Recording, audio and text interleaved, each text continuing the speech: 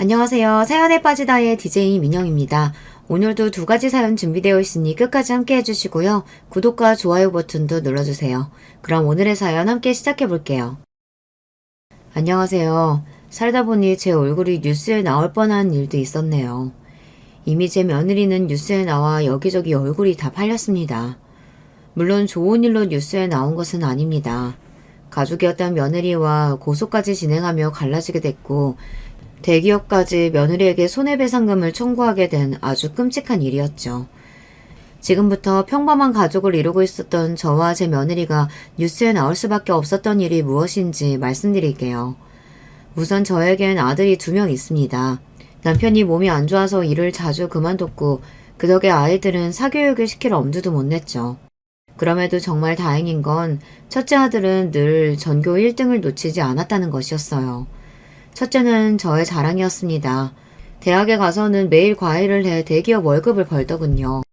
그 돈으로 저에게 늘 여러 가지 선물을 해주었습니다. 이렇게 완벽한 아들에게도 한 가지 치명적인 단점이 있었어요.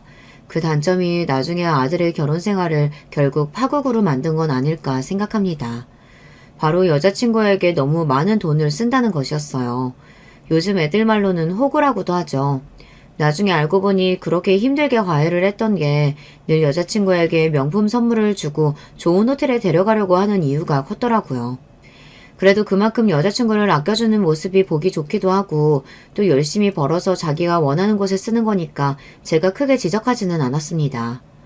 아들은 대학을 졸업하고 곧바로 대기업 연구직으로 들어갔습니다. 그리고 대학 때 만났던 선배랑 일찍 결혼식을 올리더군요. 여자애가 어찌나 예쁘고 애교도 많고 싹싹한지 제 아들이 왜 좋아하는지 알겠더군요. 저는 처음으로 맞은 며느리가 너무 마음에 들어서 아들이 준 용돈을 모아 며느리에게 깜짝 선물을 해주기도 하였습니다. 어머 어머님, 이게 정말 제 거예요? 와, 너무 감사해요. 그럼 첫째 며느리 주려고 모아둔 거야. 정말 필요할 때 언제든지 팔아도 되니까 잘 보관하고 있으렴. 참 지금 생각해보면 제가 미쳤었나 봅니다. 그때는 더 어렸던 며느리에게 이런 선물을 주다니. 제가 며느리에게 준 선물의 정체를 알면 다들 놀라실 거예요. 바로 현금으로 5천만 원 정도 되는 금덩이였습니다. 이뿐만이 아니라 한 달에 한 번씩 매일 정성스레 만든 김치도 보내주었어요. 그만큼 제 아들과 며느리가 별탈 없이 잘 살길 바라는 마음이 컸죠. 그러나 아들이 결혼하고 6개월이 채 지나지 않아 신혼은 끝나버렸습니다. 아들과 며느리가 둘이서만 살 수 없는 아주 안타까운 일이 발생하고 만 것이었어요. 어머니, 저 정말 무서워요. 너가 많이 놀랐겠구나. 괜찮아. 옆에서 잘 간호해드리면 앞으로 이런 일 없으실 거야. 바로 사돈이 지병으로 길거리에서 크게 쓰러지셔서 갑자기 병원 신세를 지게 된 것입니다. 사돈 어르신이 일찍 돌아가셨기 때문에 며느리가 이 일을 혼자 감당해야 했고 어떻게 할지 몰라 울고불고 난리를 치는 며느리를 보며 저 어린 것이 얼마나 힘들지 제 마음이 너무 아프더군요. 결국 저는 아들에게 사돈이 병원에서 퇴원하고 나서도 사돈과 같이 사는 게 어떻느냐고 제안을 했습니다. 아무래도 사돈이 혼자 살게 되면 또 언제 지병으로 쓰러지실지 모르는 상황이라고 생각했거든요. 결국 아들은 제 제안을 받아들였고 며느리는 연신 저에게 고맙다고 말했습니다. 하지만 사돈과 함께 살아도 절대 해결되지 않는 큰 문제가 남아있었어요. 아마 여러분들도 가족분들 중에 아픈 사람이 있으시다면 정말 공감하실 겁니다. 바로 돈 문제였어요. 사돈은 매주 병원에 가야 했고 맞아야 할 주사와 먹어야 할 약들이 늘어났기 때문에 병원비와 약값이 만만치 않게 드는 상황이었습니다. 아무리 제 아들이 대기업 연구원이라고 해도 감당하기 어려운 금액이더군요. 그리고 며느리는 아무리 엄마여도 하루 종일 집에 있으면서 간병하는 것은 원하지 않는 듯 했어요. 아무래도 어머님 봐주실 분을 구해야 할 것 같아요. 저 혼자 감당하기엔 너무 힘들어요. 덕분에 간병비까지 엄청나게 늘어나게 되었습니다. 사실 이쯤부터 늘 좋게 봤던 며느리를 다시 생각하게 되는 일이 여러 번 발생했어요. 제 며느리는 아들하고 결혼하고부터 하던 일을 그만두었어요. 처음에는 살림을 한다는 핑계를 댔었죠.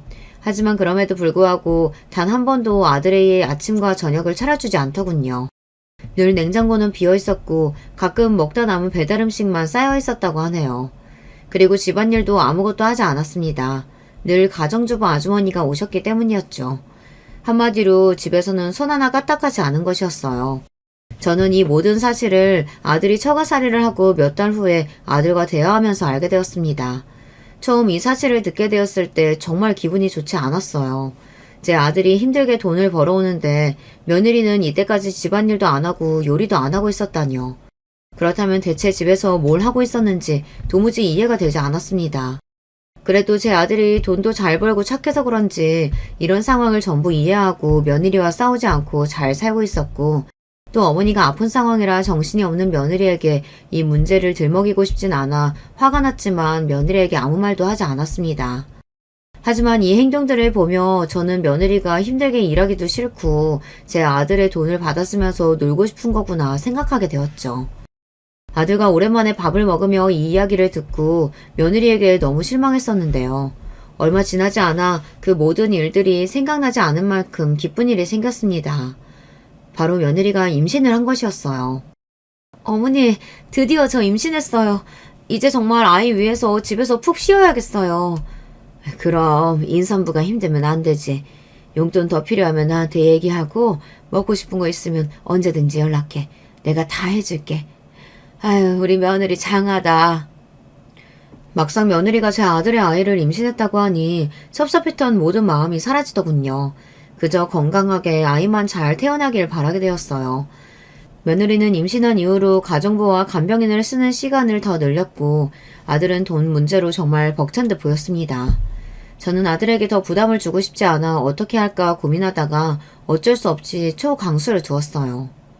아들, 처가살이 하면서 사돈이 아프셔서 많이 힘들지? 지금 월급으로 부담될 것 같아서 내가 깊이 생각을 해봤거든. 이제 내 용돈은 안 줘도 돼. 아들에게 제가 먼저 용돈을 끊어도 된다고 이야기하자 아들은 미안해하면서도 장모님이 회복하실 때까지만 그렇게 하겠다고 하더군요. 그동안 혼자 돈 문제로 얼마나 힘들었을까요? 그렇다고 임신한 며느리가 일을 할 수는 없으니 결국 저는 제가 더 고생하는 방법을 택했습니다. 아들이 용돈을 끊고 나서 저의 생활에도 큰 변화가 있었어요. 나름 노후 준비를 해놓았던 저는 며느리와 태어날 제 손주에게 더 많은 것을 해주기 위해, 그리고 아들이 주던 용돈을 벌기 위해 아무도 몰래 청소 일을 시작하게 되었습니다. 그리고 일을 시작한 지 한 달이 채 지나지 않아 청소하던 건물에서 며느리를 마주쳤습니다. 그리고 제가 들어선 안 될 말을 듣고 말았어요. 너무 충격적이었습니다. 야, 나 진짜 대단하지 않냐? 일 안 하고 놀고 먹으려면 이 정도 연기는 해야 된다니까. 그니까 너 그러다 가짜 임신 들키면 어쩌려고 그러냐? 야, 그게 왜 들켜?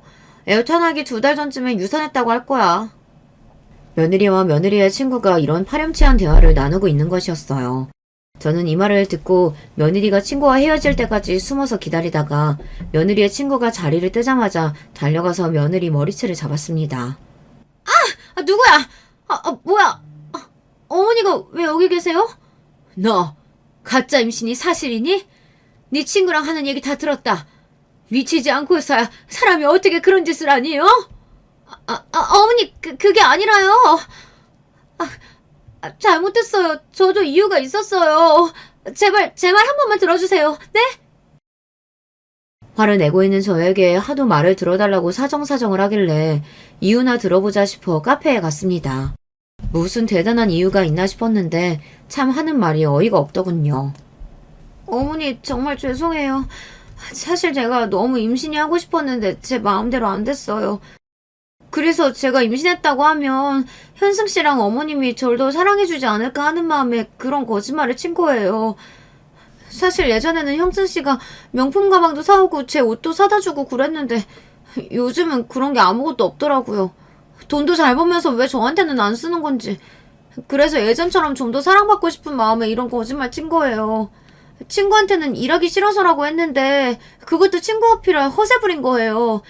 저는 예전부터 엄마 사랑을 못 받고 자라서 일부러 사람들한테 애교도 부리고 늘 사랑 확인받고 싶어 하거든요. 정말 죄송해요, 어머니. 제 생각이 짧았어요.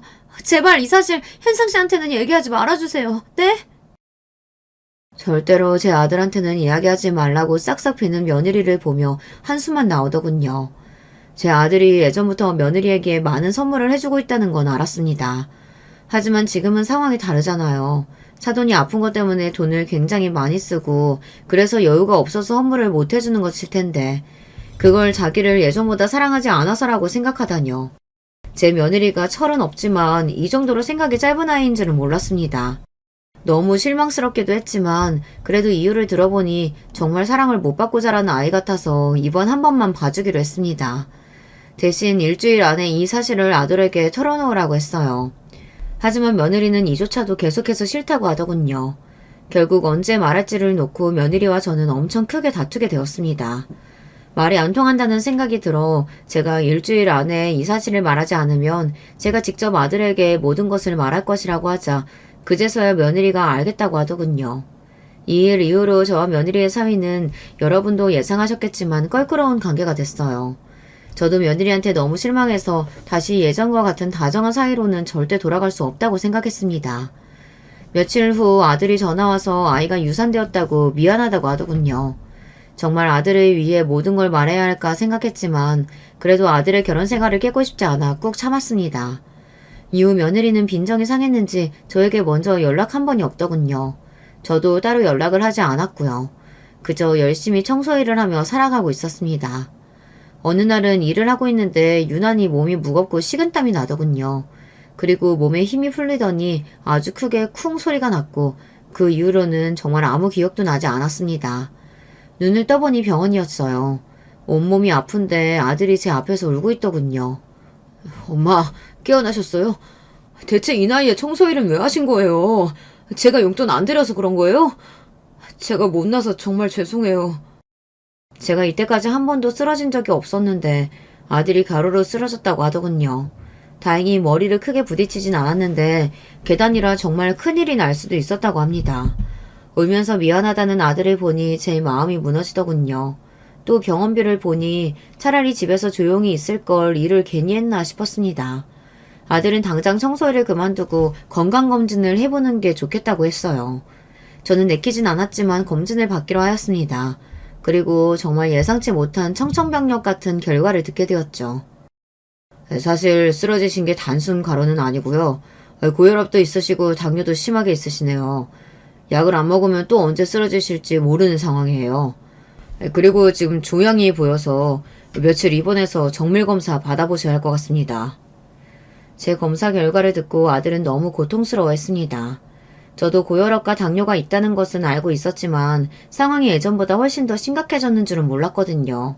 제가 예전부터 아파도 참는 게 버릇이 된 것 같아요. 정말이지 이젠 일을 하고 싶어도 할 수 없는 상황이 되어버렸습니다. 결국 저는 일을 그만둔 채 병원에 며칠 동안 검사를 받기 위해 입원을 하게 되었어요. 여러분도 나이 먹고 건강검진 해보신 적 있으시죠? 다들 아실 거예요. 혹시 암은 아닐까, 죽을 병에 걸린 건 아닐까, 결과 나오기 전까지 별의별 생각을 다 하게 됩니다. 나이가 드니까 쓸데없는 생각도 많고 겁도 많아지나 봐요. 그리고 드디어 검사 결과가 나오는 날이 되었습니다. 정말 마음이 무겁고 떨렸습니다. 다행히 악성 종양은 아니네요. 고혈압이랑 당뇨 약만 잘 드시면 될 것 같습니다. 대신 나이도 있으시니 절대 무리하시면 안 됩니다. 휴, 정말 다행이었습니다. 저까지 아프면 제 아들이 얼마나 힘들까요? 저라도 건강 잘 챙겨야겠다고 다시 한번 결심하게 되었죠. 그렇게 제가 태어나는 날 아들이 갑자기 며느리 얘기를 꺼내더군요. 맞다. 어머님 요즘 지희랑 무슨 일 있으신 건 아니죠? 요즘 지희가 너무 어머니랑 통화를 안 하는 것 같아서 안 되겠다. 제가 얘기를 좀 해야겠어요. 그리고 제가 어머니 쓰러지신 거 말했는데 지희가 전화 왔죠? 그럼 지희가 곧 나 보러 온다고 했어. 걱정하지 마, 아들. 아들의 갑작스러운 질문에 당연히 그렇다고 했지만 제가 한 말은 사실이 아니었습니다. 제 며느리한테 제가 병원에 있는 동안 전화 한 통 하지 않았어요. 얼마 전 며느리와 껄끄러운 일이 있긴 했지만 그래도 시어머니가 쓰러졌다는데 인사도 안 하다니 참 무심하고 정이 없다는 생각이 들더군요. 그 일이 있기 전까지 그래도 그동안 제가 얼마나 잘해줬었는데 옛날 일들은 다 까먹었나 봅니다. 제가 먼저 연락을 할까도 고민했지만 그냥 하지 않기로 했습니다. 해봤자 좋은 소리도 안 나올 것 같고 그때는 나한테는 잘못했어도 애들끼리라도 잘 살면 됐지 그런 생각으로 며느리가 어떤 행동을 하든 가만히 있었던 것 같아요. 그리고 얼마 후 또 제 생일이라 어차피 며느리의 얼굴을 봐야 하기 때문에 그때 진지하게 이야기를 해볼까 생각했죠. 그리고 제 생일날 며느리와 깊은 대화를 하려고 했던 제 예상과는 달리 정말 어이없는 카톡 하나를 받았습니다. 어머니 잘 지내고 계시죠? 이번 생일날 저 못 가요. 그동안 저희 엄마 돌보느라 너무 힘들어서 친구들이랑 정말 오랜만에 여행 가기로 했어요. 그럼 다음에 봬요. 생신 축하드리고요. 뭐, 여행 일정이 제 생일이랑 겹칠 수는 있죠. 근데 못 오면 전화 한 통이라도 할 수 있는 거 아닌가요? 그 흔한 전화도 없이 저렇게 문자 달랑 하나 보내놨더군요. 기분이 너무 나빴지만 그래도 고맙다고 대답하고 곧 있으면 명절이기에 그때는 꼭 며느리와 대화를 해야겠다고 생각했습니다. 그리고 기다리던 명절날이 되었어요. 아들, 뭐야? 왜 혼자 온 거야? 엄마, 죄송해요. 이번 명절은 지희가 예전부터 잡아둔 여행이 있어서 못 온다네요. 뭐, 여행? 얼마 전에 내 생일 때도 여행 간 거 아니었어? 네, 맞아요. 요즘 제가 예전보다 선물도 많이 못 사줬고, 그래서 화가 좀 많이 났나 봐요. 너무 섭섭하다고 하도 난리치면서 그동안 못 갔던 여행 좀 간다길래 그냥 허락해줬어요. 제가 예전보다 많이 못 해준 건 맞으니까요. 죄송해요, 엄마. 대신 제가 명절 음식 다 사왔어요. 아들의 말을 듣자마자 정말 속이 터지더군요. 여러분, 솔직히 며느리가 제 아들한테 섭섭할 게 대체 뭐가 있나요? 제 아들이 힘들게 돈 벌어서 사돈 병원비, 약값, 간병인 비용 다 내주고 며느리는 일도 안 하고 가정부랑 간병인을 쓰고 집에서 놀고 있었잖아요. 제 아들이 너무 착해서 망정이지 며느리의 이런 태도를 다 받아주는 남자가 세상에 어딨겠어요. 그리고 이렇게 시어머니 생일이랑 명절만 딱 골라서 여행 일정을 잡을 수가 있어요. 대체 저를 얼마나 우습게 생각하면 이럴 수 있는지 정말 기가 차더군요. 결국 저는 그날 참지 못하고 여행 간 며느리에게 전화를 걸었습니다. 하지만 며느리는 제 모든 전화를 끊어버리더군요. 이제 저와 아예 보지 않겠다는 건지 막 나가겠다는 건지 너무 화가 났고 결국 저는 그날 밤 잠도 제대로 자지 못했습니다. 며느리와 얼굴을 보고 이제는 제대로 며느리의 이런 태도에 대해 혼을 내야겠다고 생각했죠. 며느리가 여행에서 돌아오기만을 기다렸어요. 여행에서 돌아오고 며칠이 지나지 않아 제가 도저히 며느리에게 화를 낼 수 없을 만큼 가슴 아픈 일이 발생했습니다. 엄마, 이렇게 가시면 어떡해요. 제가 그동안 너무 철이 없었어요. 옆에서 돌봐드리면서도 제가 너무 부족했어요. 죄송해요. 이제 편히 쉬세요. 그동안 몸이 안 좋으셨던 사돈께서 심장마비로 갑작스럽게 돌아가신 것이었습니다. 막상 이런 일이 생기고 울고 있는 며느리를 보니 마음이 너무 약해지더군요. 결국 저는 이후에도 며느리를 만났지만 그동안 화가 났던 일들을 아무것도 묻지 않고 힘들어하는 며느리를 달래주었습니다. 이후 아들과 며느리는 예전처럼 둘이 살게 되었고 저는 아들에게 다시 용돈을 받게 되었어요. 며느리와는 예전만큼은 아니지만 제가 힘들어하는 며느리를 달래준다고 늘 맛있는 것을 해주면서 어느 정도 사이가 돌아오는 듯 했어요. 그렇게 모든 일이 잘 해결되는 듯 했지만 몇 달 후 저에게 또 안 좋은 일이 생기게 되었습니다. 살려주세요! 그렇게 살려다는 소리를 질렀고 그 이후에는 기억이 없어요. 눈을 떠보니 저는 또 병원에 있었어요. 다리가 너무 아파서 앉지도 서 있을 수도 없었습니다. 알고 보니 제가 어지러움을 느끼면서 쓰러졌고 계단에서 떨어져서 뼈가 부러진 것이었어요. 결국 몇 달 동안 제대로 움직일 수도 없었던 저는 병원에서 퇴원한 후에 아들과 같이 살게 되었어요. 그리고 아들과 같이 살게 된 그날부터 엄청난 눈치를 보게 되었죠. 정말 거실에 나가기가 힘들었습니다. 어머님 또 움직이실 거예요? 아까도 화장실 갔다 오셨잖아요. 제발 몸도 안 좋은데 한 번에 해결하세요. 저 좀 쉬어야죠. 진짜 귀찮아 죽겠어요. 그래. 나 때문에 너가 고생이 많구나. 미안하다. 어머니 솔직히 이제서야 한승 씨랑 제대로 둘이 좀 사나보다 했는데 갑자기 어머니가 이렇게 오셔서 저희 시돈도 제대로 못 즐긴 거 아시죠? 분위기 완전 다 깨졌다고요. 눈치가 있으시면 어머님이 빨리 나으셔서 집에 들어가야 하지 않겠어요? 그리고 현승 씨한테 어머님이 당장 간병인 구하라고 말씀하세요. 왜 제가 어머니를 돌봐야 돼요? 이러다가 저까지 골병 듣겠어요. 이렇게 며느리가 저를 간호하기는커녕 움직이기 불편한 저의 모든 행동에 눈치를 해주며 빨리 나가라고 대놓고 이야기하는 것이었습니다. 사실 그동안 며느리와 다툰 일, 그리고 며느리가 저를 무시하는 듯한 행동들도 너무 스트레스 받았는데 이렇게 직접적으로 말로 눈치를 주니 정말 참기가 힘들고 비참하더군요. 결국 저는 아들에게 간병인을 붙여달라고 이야기했고 아들 집에 사는 동안 방에서 쥐죽은 듯이 살았습니다. 그리고 며느리와 같이 살면서 알게 된 건데 참 피곤한 성향을 가졌더군요. 며느리는 제가 생각한 것 이상으로 게으르고 소리에 예민했습니다. 제가 친구랑 전화하는 것도 늘 시끄럽다고 눈치를 해주고 정말 밥도 하지 않고 집도 치우지 않고 하루 종일 누워만 있다가 딱 쇼핑할 때만 밖에 나가는 게으른 어른이었어요. 아들 집에 계속 살라고 해도 제가 도저히 그 꼴을 못 보겠어서 못 살겠더군요. 결국 저는 몸이 회복하자마자 아들 집에서 나갔고 이후 며느리는 저에게 전화 한 통이 없었습니다. 너무 연락이 오지 않아 제가 전화를 하고 연락을 해도 늘 답장하지 않고 저와 연락하기 싫은 티를 팍팍 내더군요. 이럴수록 저는 제 아들이 왜 저런 아이랑 결혼을 했는지, 저는 왜 처음에 이 아이의 본 모습을 보지 못했는지 속이 답답했습니다. 제 아들도 너무 불쌍하고요. 늘 아들이 열심히 돈을 벌면 며느리는 아무것도 안 하고 그 돈을 쓰기 바빴으니까요. 저는 어느 날부터 아들이 며느리 때문에 너무 힘들 것 같아서 차라리 지금이라도 이혼하면 어떨까 생각을 하게 되었어요. 그리고 차마 아들에게 그 이야기를 꺼낼 수 없어 친구와 함께 용하다는 무당을 찾아갔습니다. 딱 보면 알겠네. 아들 사주에 아주 무서운 처녀 귀신이 붙어 있어.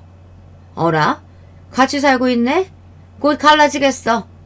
근데 갈라지기 전에 아주 기쁜 일이랑 무서운 일이 일어날 거야. 큰 소용돌이가 올 거라고. 지금이 조심해야 되는 상황이야. 특히 중요한 날에 절대 아무 음식이나 먹지 말고 음식을 잘 봐.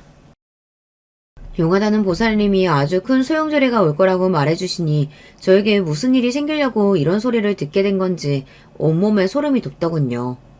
사실 저에게 안 좋은 일은 늘 며느리밖에 없었기 때문에 더 안 좋은 일이 일어날 바에는 며느리와 연락을 자주 안 하는 게 낫겠다 싶었습니다. 그나마 다행인 건 아들과 며느리가 갈라선다고 말해주신 것이었어요. 사실 음식을 조심하라는 말은 뭐 크게 예상되는 일은 없었기 때문에 조심해서 나쁠 건 없겠지 정도로만 생각했어요. 한 가지 너무 찝찝하고 걱정되는 건 아들 사주에 무서운 처녀 귀신이 붙어있다는 보살님의 말씀이었어요.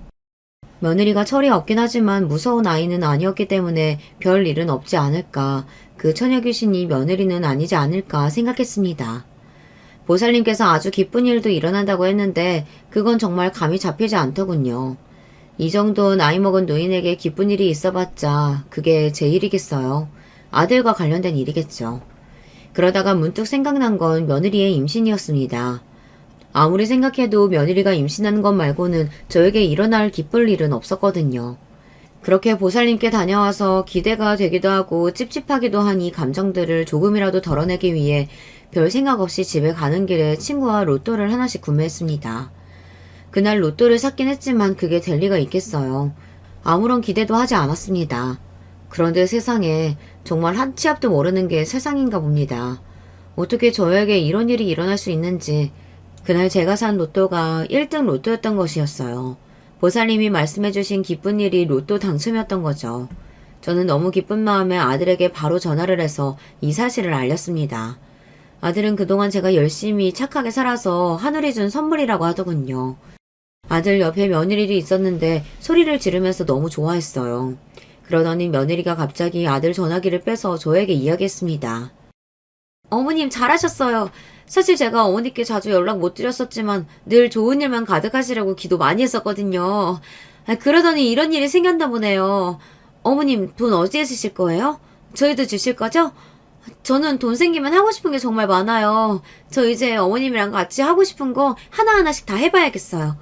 어머님도 이제 모든 거 다 저랑 같이 해요. 정말 반갑게 저를 맞이하는 며느리의 목소리 너무 오랜만이었어요. 하지만 로또 얘기를 듣자마자 돈을 줄 건지 직접적으로 물으며 갑자기 저와 하고 싶은 게 많다고 이야기하는 며느리가 갑자기 너무 부담스러웠어요. 저는 아직 이 돈을 쓸 계획도 없고 앞으로 차차 생각해 볼 거라고 했습니다. 그러자 며느리는 너무 아쉬워하더군요. 이렇게라도 오랜만에 살가운 며느리를 보니 기분은 좋았습니다. 그리고 그날 이후 며느리는 저에게 매일매일 전화가 왔어요. 전화가 와서 하는 말은 대부분 이런 말이었습니다. 어머님, 오늘은 뭐 하세요? 저랑 같이 쇼핑 가실래요? 어차피 어머님 돈 많으니까 좀 써도 티 안 나잖아요. 저 그동안 사고 싶은 거 완전 많았는데 잘 됐다. 어머니, 저랑 카페 하나 차리실래요? 아니다. 어머님 몸 안 좋으시니까 그냥 저 하나 차려주시면 안 돼요? 저 친구랑 카페에서 매일 수다 떨고 싶어요. 네?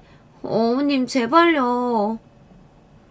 결국 전화가 와서 말하는 모든 내용이 제 돈으로 무언가를 해달라는 말이더군요. 그런데 정말 웃긴 게 뭔지 아시나요? 처음에는 살갑게 애교를 부리면서 돈 얘기를 하더니만 어느 순간부터 계속 섭섭하다고 울상을 지으며 저에게 짜증을 내기 시작했습니다. 어머니 정말 너무하신 거 아니에요?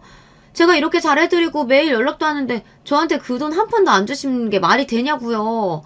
진짜 섭섭해요. 어차피 죽기 전까지 다 쓰지도 못하실 거잖아요. 이런 식으로 계속되는 며느리의 성화에 지친 저는 결국 며느리에게 단호하게 말해야겠다고 결심했습니다. 미안하지만 나는 아직까지 이 돈을 아무한테도 줄 생각 없어. 너희한테 안 주겠다는 게 아니라 이 돈 어떻게 하면 잘 쓸 수 있을지 생각을 먼저 해보겠다는 거야. 나중에 내가 아플 수도 있고 무슨 일이 생길지 모르는데 무작정 이 돈을 쓸 수 없잖니. 돈이라는 게 많아 보여도 막상 조금씩 쓰다 보면 순식간에 없어지기 마련이야. 그러니까 더 이상 뭐 사달라 뭐 해달라 나한테 전화하지 말렴. 제가 이 말을 하면 며느리가 화를 내고 섭섭해할 줄 알았는데 웬일인지 정말 아무 말도 없더군요. 그냥 알겠다고 하길래 제가 확실하게 말을 해서 제 뜻을 알아들었다고 생각했습니다. 이후로 몇 개월 동안 며느리는 다시 연락이 한 통 없었습니다.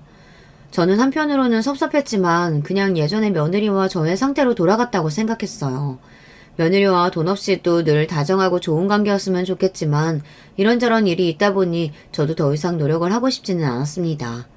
며느리도 이후에 연락을 안 하길래 그냥 저와 더 이상 말을 섞고 싶지 않은 줄 알았어요. 하지만 며느리는 그게 다가 아니었더군요. 혼자서 아주 엄청난 짓을 꾸미고 있었습니다. 그리고 그날은 제 인생의 최악의 날입니다. 며느리와 제가 각자의 삶을 잘 살다 보니 어느덧 저의 생일이 돌아오더군요. 당연히 생일상은 기대도 안 하고 있었는데 어느 날 며느리가 전화가 왔습니다. 정말 생각지도 못했던 말들을 들었어요. 어머님, 그동안 많이 서운하셨죠? 저도 늘 어머니랑 어떻게 저 처음 결혼할 때처럼 다시 친해질 수 있을지 늘 고민 많이 했어요. 마침 어머님 생신이셔서 제가 생신상 차려놨거든요. 얼른 오세요, 어머님. 오랜만에 저희 밥 같이 먹어요. 이게 무슨 일일까요? 며느리가 저에게 연락을 먼저 한 것도 모자라서 제 생일상을 차려주겠다니. 며느리의 목소리는 정말 진심인 것 같았고 저는 며느리가 먼저 저에게 용기를 내어주었다는 생각에 너무 고마워서 그동안 있었던 일은 다 잊고 며느리와 잘 지내야겠다고 생각했습니다.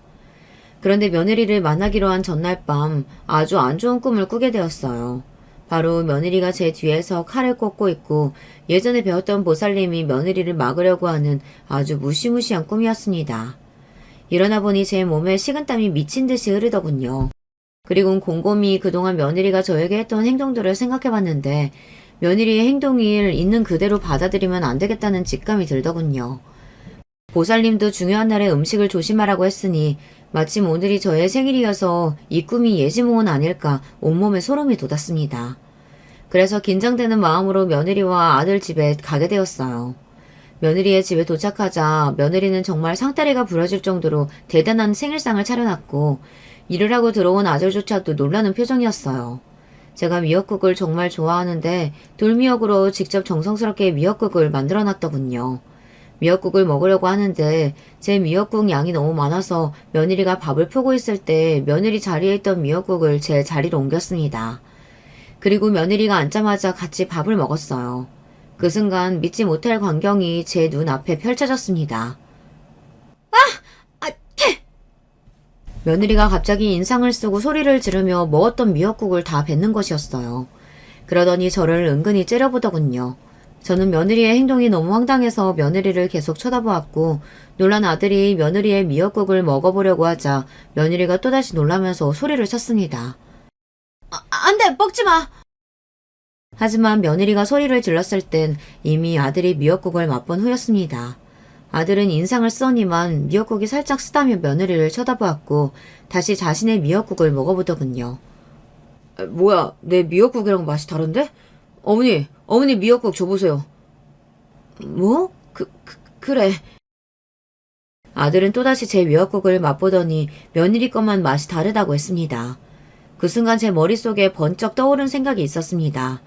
여러분, 예전에 보살님이 해주셨던 말씀 기억하시죠?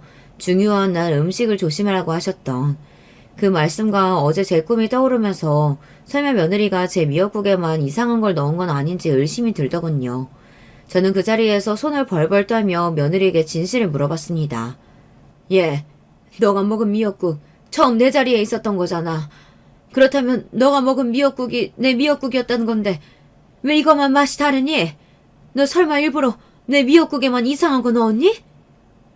에이, 그건 아니죠. 저희가 그럴 이유가 없잖아요. 이유는 있지. 아들, 넌 그동안 내가 로또 당첨된 후에 얘가 얼마나 나한테 자주 전화가 온 줄 아니? 평소에 이렇게 전화를 자주 하는 애가 아니었어. 심지어 전화가 와서 늘 나한테 하는 말이 돈 달라는 거였다. 내가 계속해서 안 된다니까 내 병이 더 악화되게끔 이상한 걸 넣었을 수도 있잖아. 뭐? 지야, 네가 얘기해봐. 어머니가 하시는 말씀이 진짜야? 아니야. 나 정말 억울해. 아무리 그래도 내가 그런 짓을 꾸미는 게 말이 된다고 생각해? 며느리는 끝까지 시치미를 떼었고 결국 아들은 모든 미역국을 가지고 가서 성분 검사를 하겠다고 으름장을 놓으며 며느리한테 이야기했습니다. 일이 점점 더 커지자 며느리가 울면서 모든 걸 털어놓더군요. 그동안 제가 얼마나 어머니한테 신뢰가 없었으면 어머님이 저를 의심하신 걸까요? 이 상황이 결국 다 제 탓이라고 생각해요. 정말 죄송해요, 어머님.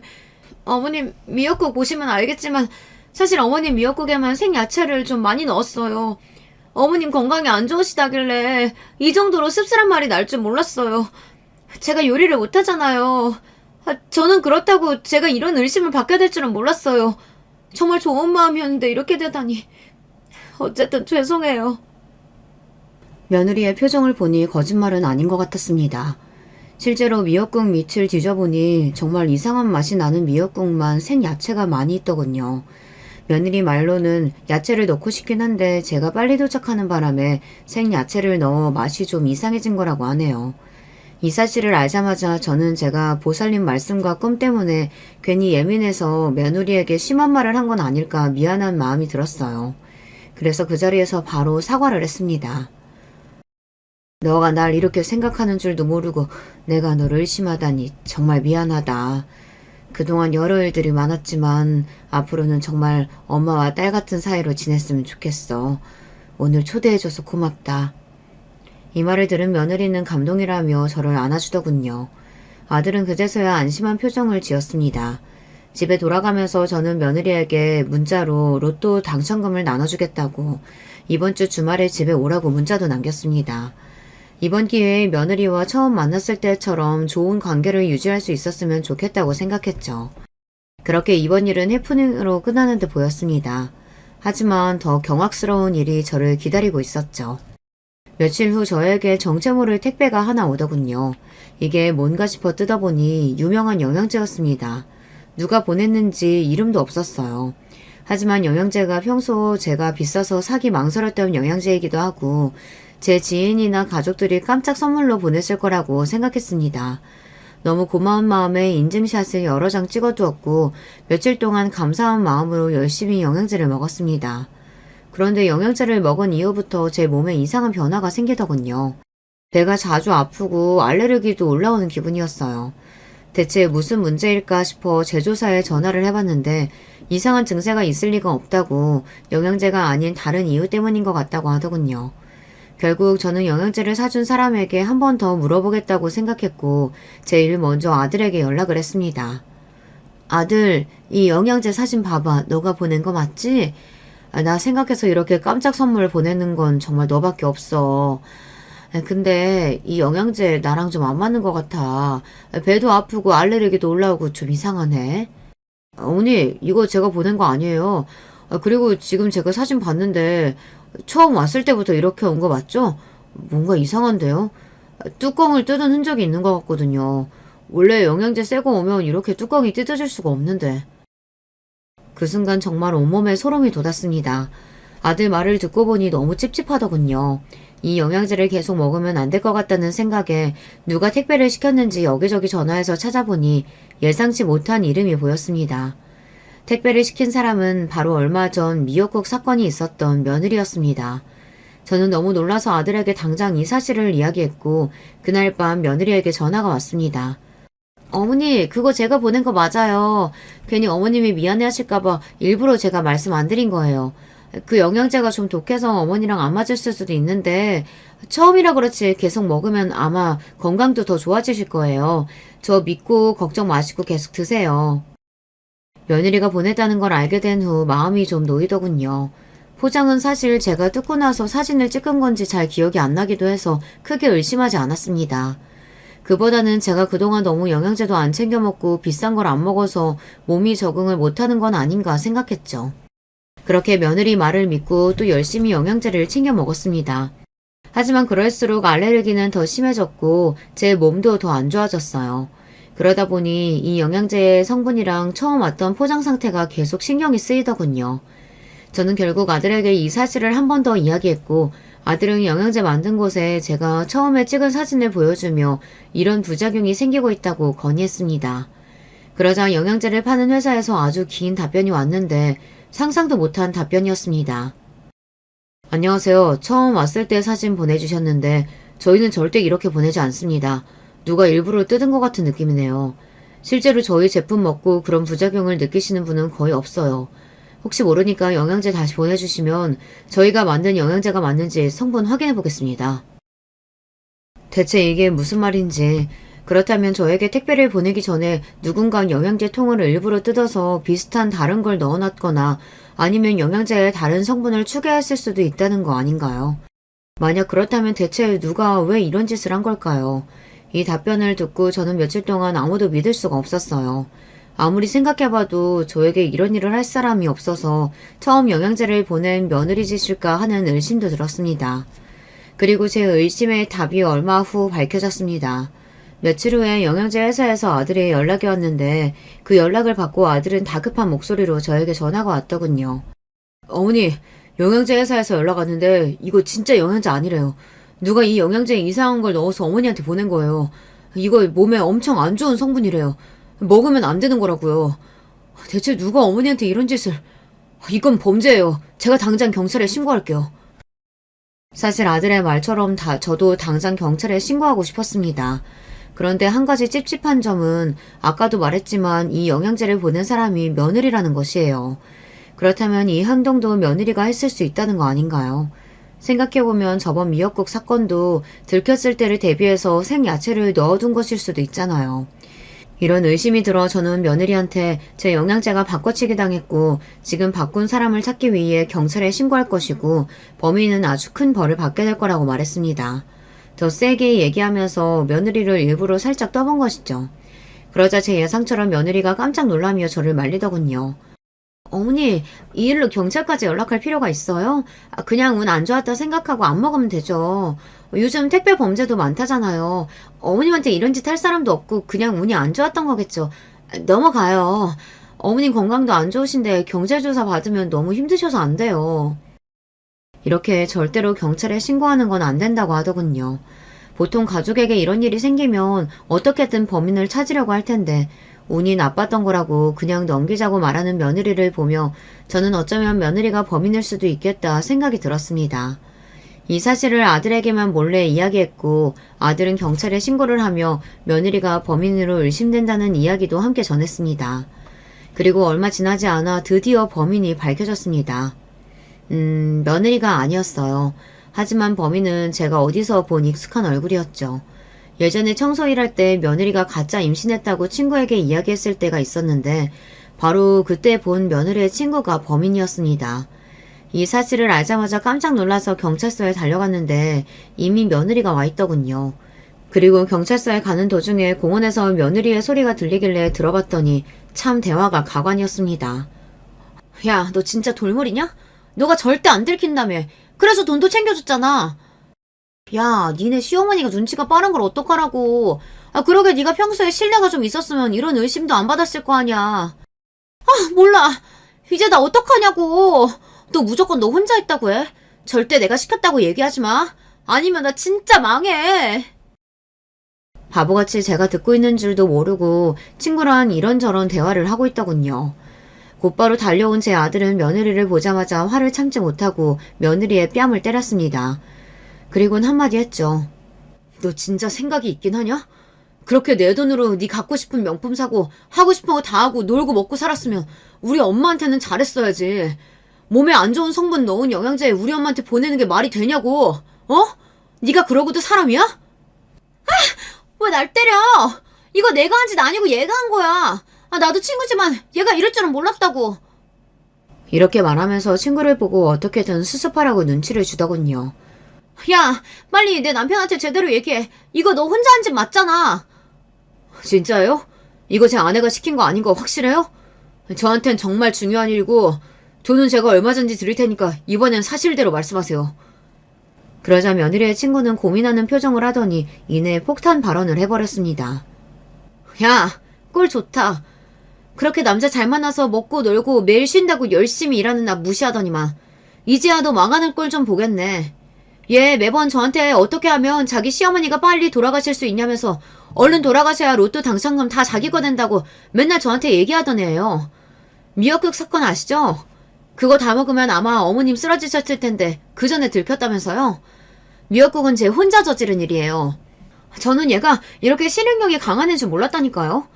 영양제도 하도 부탁을 하길래 같이 도와줬어요. 막상 어머님 얼굴 보니까 좀 미안하네요. 며느리 친구가 한 말을 들은 제 아들은 다리에 힘이 풀려 그 자리에서 주저앉고 말았습니다. 정말 인간의 탈을 쓴 악마를 보는 것 같았어요.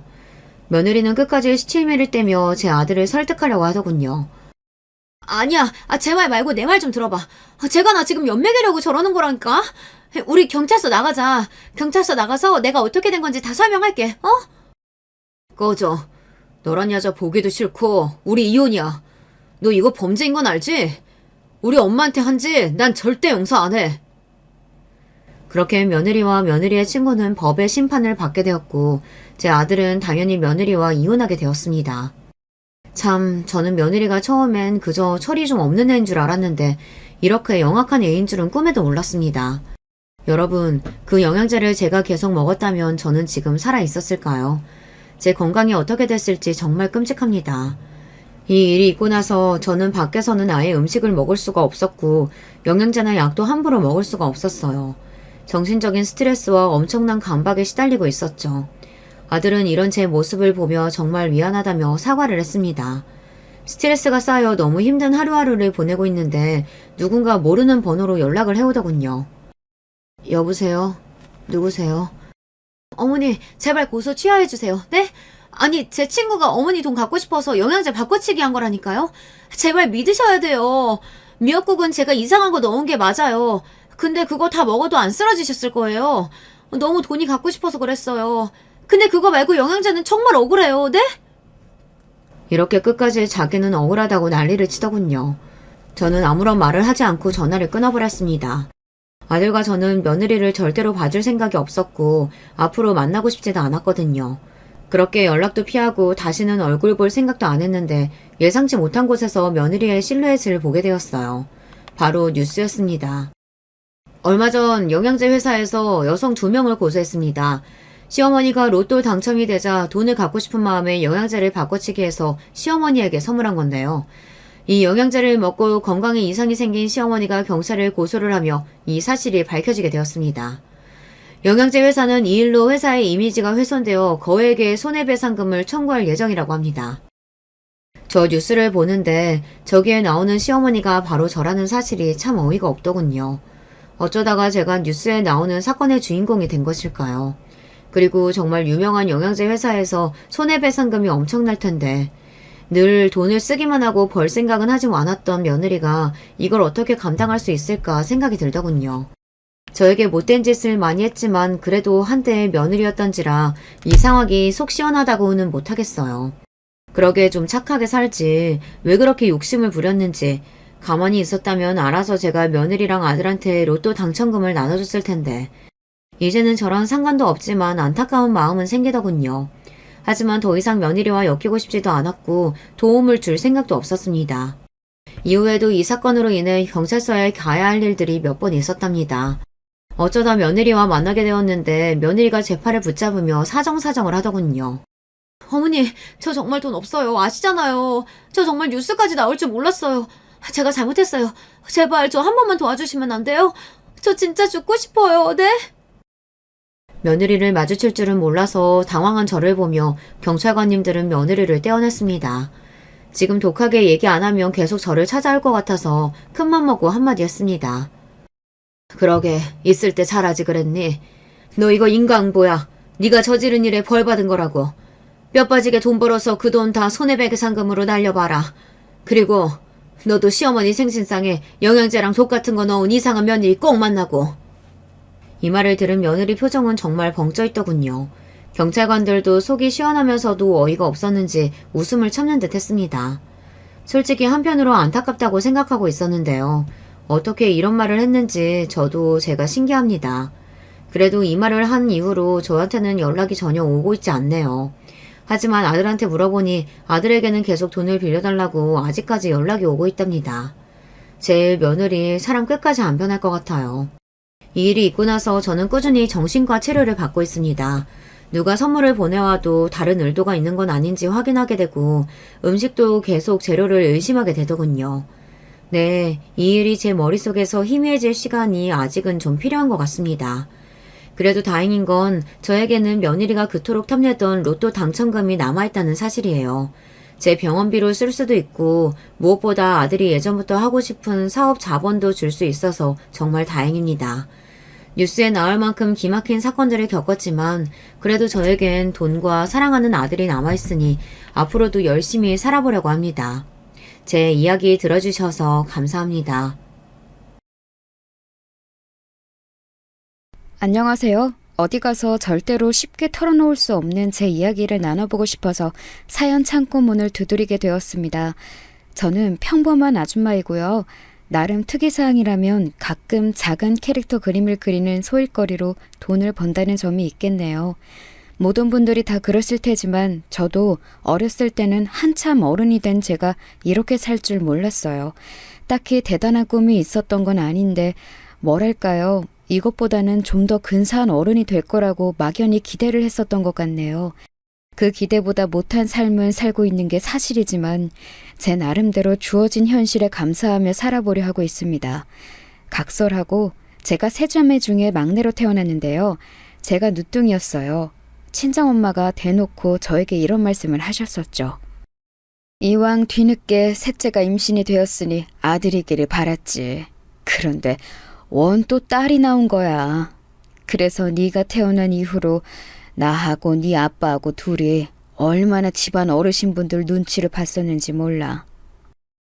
그때는 그냥 흘러들었는데 곱씹으니까 정말 섭섭하더라고요. 굳이 저에게 그런 말씀을 해주실 필요가 있었을까요? 제가 사랑을 듬뿍 받고 자랐다면 그런 비화를 알았다 하더라도 아 그렇구나 하고 말았을 거예요. 그런데 아니었기 때문에 기분이 좀 안 좋아졌죠. 저를 낳고 나서 공교롭게도 친정엄마는 건강이 확 안 좋아지셨거든요. 그래서 가족들 먹여 살리시려고 친정아빠가 일을 더 늘리셨죠. 야근을 늘 자청하셨던 걸로 알아요. 반찬 같은 걸 만들어 주시려고 외할머니께서 당시에 자주 와주셨는데 어린 저에게 어찌나 눈치를 주셨었는지 모릅니다. 기억나는 말씀 중 하나가 저건 왜 태어나서 일을 번거롭게 만드냐 였네요. 그래서 저는 항상 가족들을 향한 애증 비슷한 감정이 늘 있었어요. 사랑하지만 그만큼 복잡한 감정도 늘 동반되었던 것이죠. 그리고 아마 여러분도 사춘기 시절에 부모님이나 집안 어른들을 보면서 이런 식의 반항심을 품어보셨을 텐데 제가 자주 되뇌이던 말이 이거였어요. 두고 봐. 나는 절대 엄마 아빠처럼 안 살 거야. 나는 커서 엄마 아빠처럼 자식에게 막말하고 상처 주고 이런 부모가 되지 않을 거고 이런 환경을 주지도 않을 거야. 나는 저렇게 안 살아. 절대 부모님을 닮아가지 않겠다는 굳센 다짐이었죠. 여기서 밝히는 점은 저희 친정집에 조금 특이한 내력이 있다는 건데요. 친정 부모님은 각자 20대 중반의 나이에 결혼을 하셨어요.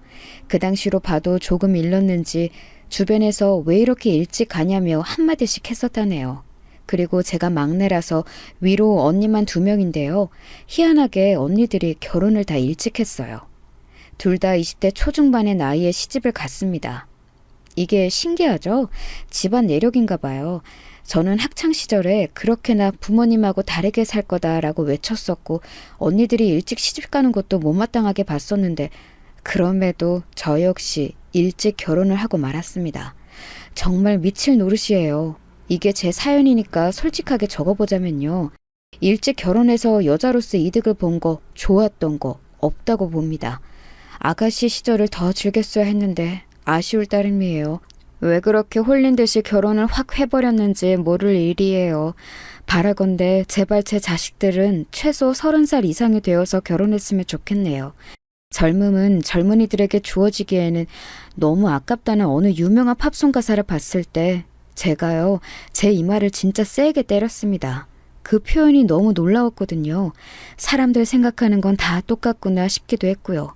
너무 미숙하고 인생 사는 법을 잘 모르고 이런 젊은이들에게 인생에서 가장 싱그러울 젊음이라는 게 주어지는 건 아까운 것 같아요. 요령 없이 고지 곧대로 사는 법밖에 몰랐던 한창 어리고 젊었던 시절에 저는 남편하고 결혼하겠답시고 시댁에 인사를 드리러 갔었습니다. 시아버지께서는 좀 놀라시긴 했으나 이윽고 고개를 끄덕끄덕 하셨었는데 반면에 시어머니께서는 가슴을 치시며 탄식을 하셨어요. 아휴, 우리 막내가 벌써 가겠다고? 아이고, 서운해라. 아이고, 섭섭해라. 어떻게 이럴 수가 있을까? 얘, 너는 어린 여자애가 겁도 없이 발랑 까져서는 왜 우리 막내 아들을 꼬여냈니? 너 왜 그랬어? 어? 아직 우리 막내 한창 때인데 왜 결혼하자고 네가 꼬여낸 거야? 네? 저요? 저는 그냥 오빠하고 너무 좋아서 그냥 빨리 결혼하면 좋을 것 같아서요. 뭐야? 그냥? 그냥이라고? 이걸 확 그냥 겨우 그딴 이유로 우리한테서 귀한 막내 아들을 채가지 마. 맹하게 생겨가지고 이런 것들이 독하게 생긴 것들보다 더 무섭다더니 우리 막내를 단단히 홀려먹어? 저기 죄송한데 홀린 건 오빠가 아니라 저 아닐까요? 오빠가 저에게 확신을 주니까 제가 아직 어린 나이에도 불구하고 결혼하기로 결심을 한 거죠. 제가 울컥해서 소심하게 대꾸를 했었는데 시어머니께서는 일을 가셨고 옆에서 시아버지께서 창피해 죽겠다는 표정으로 그런 시어머니를 조심스레 말리기 시작하셨어요. 시어머니께서 계속 이렇게는 못 뺏긴다라는 말씀을 반복하셨거든요. 그리고 남편은 요지부동이었죠. 시어머니께서 열변을 토하시든 그러다 각혈을 하시든 말든 마치 도 닦은 수도승 마냥 무감각한 표정으로 있을 뿐이었어요. 남편이 좀 내향적인 사람이었고 표현이 적은 사람이었으나 저렇게 무감각하게 굴 사람까지는 아닌 것 같아서 저는 그때 몹시 의외라고 느꼈는데요. 약간의 비화가 알고 보니 있었습니다. 남편 집안도 저희 집안처럼 자식이 셋인데요. 저처럼 남편도 셋 중 막내예요. 그리고 위로는 형, 누나 이렇게 둘이 있죠. 그런데 희한하게 새남매 중에서 당시 시부모님을 금전적으로 용돈 드리면서 챙기고 있던 자식은 막내인 남편이었어요. 그 외로 자주 들여다보면서 생활용품이라든지 이런 거 사드리고 전반적으로 보는 건 남편의 누나인 시누이가 하고 있었고요. 그러니까 시부모님으로서는 당신들을 열심히 봉양해야 할 막내 아들이 일찍 장가를 든다니까 챙김을 못 받으실까봐 그게 염려되셨던 겁니다.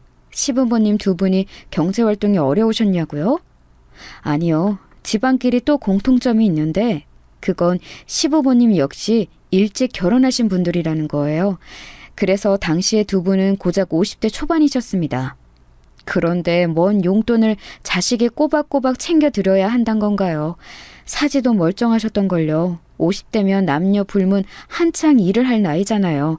60대는 되어야 경제활동에서 물러나는 게 자연스러운 풍경이고요. 그래서 어이가 없었습니다. 그리고 남편이라고 해서 뭐 혼자 희생하고 그런 게 좋았겠나요? 아니었죠. 시댁은 절대 경제적으로 풍족한 집안이 아니었고요. 유복하게 산 적이 한 번도 없었다고 남편이 그러더군요.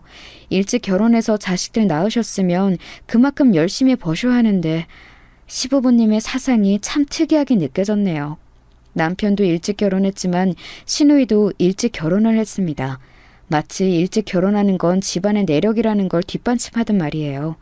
오히려 결혼 정년기를 맞이하도록 장가를 안 들고 있었던 남편의 형인 아주버님께서 집안 내력에 비춰봤을 때는 특이한 분이셨습니다. 듣자 하니 공부를 하시느라 그렇게 늦으셨다고 해요.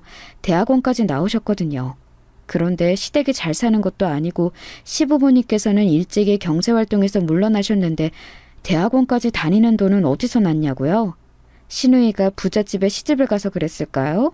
아니죠. 아니었어요. 남편이 그 돈도 다 댔던 겁니다. 자기형 뒷바라지를 했던 것이죠. 나는 오빠가 지금까지 가족들한테 엄청 잘하면서 사는 막내인 줄로만 대충 그렇게 알고 있었는데 그런 것까지 다 해줬을 줄은 몰랐어. 이런 표현 써도 되는지 모르겠는데 오빠 혹시 집에서 봉 아니야? 그렇게 눈치 보면서 말할 거 없어. 나도 내가 봉이라고 생각하고 있으니까.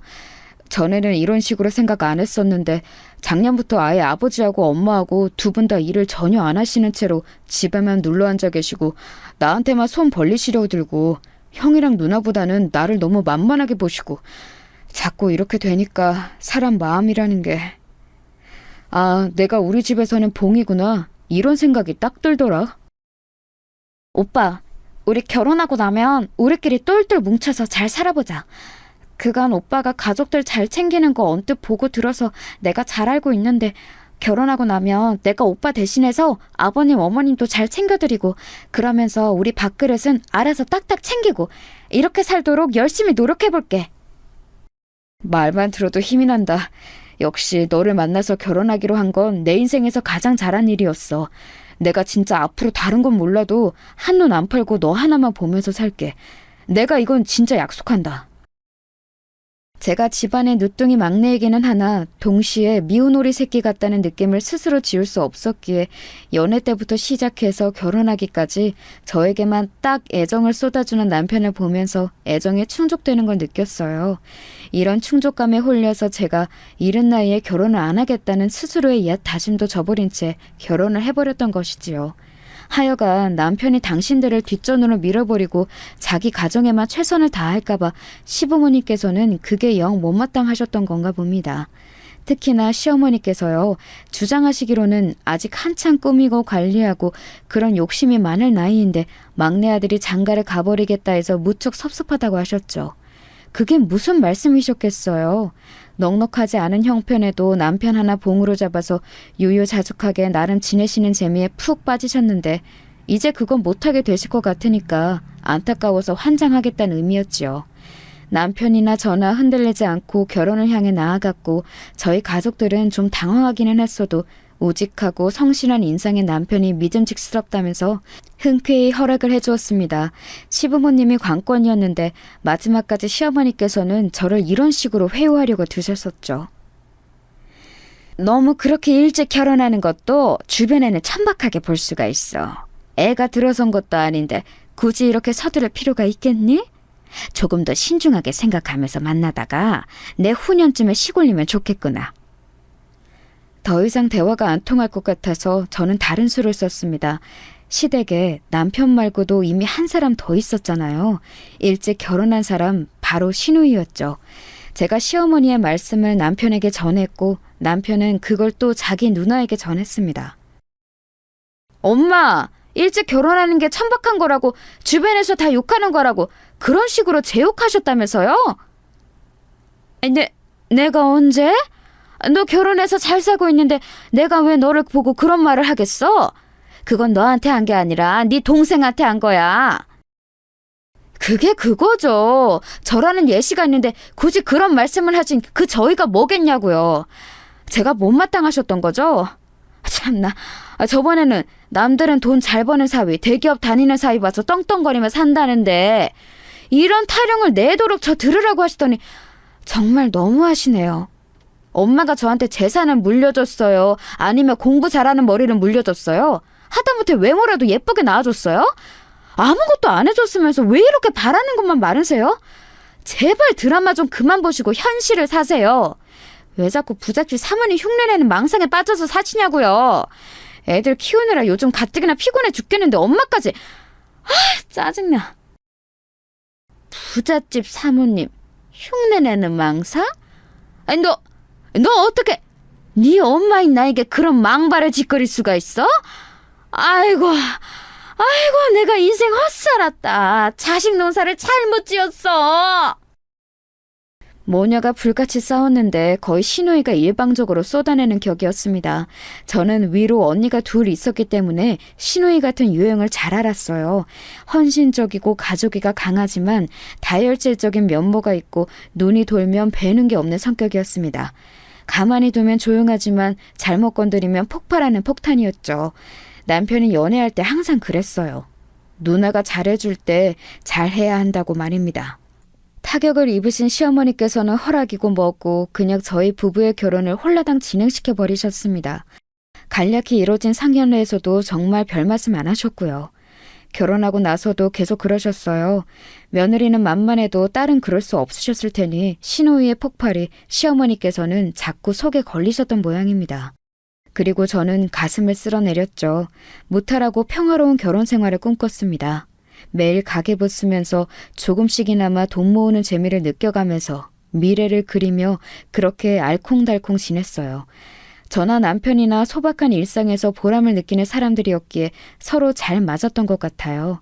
그리고 제가 임신을 하게 되었고 예쁜 딸아이를 세상과 만나게 해주었습니다. 그때부터 남편이 좀 변화하기 시작했어요. 좋게 말해서 차분하고 나쁘게 보자면 살짝 속옷적인 성격에다가 지나치게 안정지향적이었는데 아이가 태어나고 나니까 돈 욕심도 부리고 투자 공부도 시작하더라고요. 그러면서 생각지도 못한 충돌 아닌 충돌이 생기게 되었습니다. 저와 남편 사이에서요? 아니요, 저와 시어머니 사이에서요. 네가 우리 막내한테 입김 넣었지? 시부모 용돈 줄였으면 싶어서 네가 수작 부린 거지? 저요? 제가요? 아닌데요. 저는 전혀 모르는 일이에요. 애기 아빠하고 제가 얘기를 해볼게요. 그런데 어머님, 애기 아빠가 돈 계산을 요즘 들어 악착같이 하고 있는 사람이긴 하지만 두 분께 드리는 그 용돈 액수를 막 줄이고 그럴 사람은 아닌 것 같은데요. 뭔가 오해가 있으신 거 아닐까요? 이체가 잘못됐을 수도 있고요. 너 나 약 올리니? 내가 이미 당연히 우리 막내한테 물어봤지. 이거 돈 맞게 들어온 거 맞냐고. 그랬더니 30만 원이 아니라 20만 원 드린 거 맞다고 딱 잘라서 말하더라. 그건 우리 막내가 할 법한 언행이 아니야. 네가 중간에서 간약한 요술을 부는 게 틀림없더만. 간약한 요술이라니 그 무슨... 좀 당황스럽네요. 어머님, 근데 방금 20만 원이라고 하셨어요? 어? 원래 저희가 매달 20만 원 드리는 거 아니었어요? 여태까지 쭉 그래왔는데요. 혹시 30만 원을 받아오셨던 건가요? 얘가 뭔 소리람? 당연히 30만 원씩 받아왔지. 아휴, 니네 결혼하기 전에는 기본 50만 원씩 거뜬히 받았었고 그 외 자잘하게 떨어지는 것들도 많았는데 사는 게 다 부질없네. 저는 지금까지 20만 원 드린 줄 알았어요. 가계부에도 그렇게 다달에 적혀 있었고요. 그렇다면 애기 아빠가 자기 용돈에서 그거 아껴서 두 분께 더 드린 거였네요. 저는 그걸 지금 어머니 덕분에 알았고요. 그때 왜 눈물이 나는지 모를 일이에요.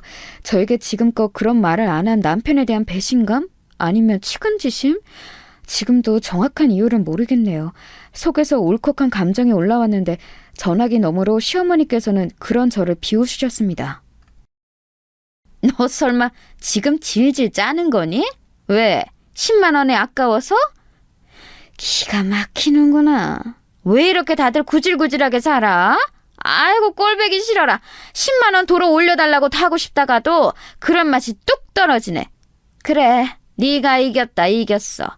나하고 우리 막내 모자 사이 다 갈라놓고 10원 한 장 살뜰히 모아가면서 그렇게 지내렴.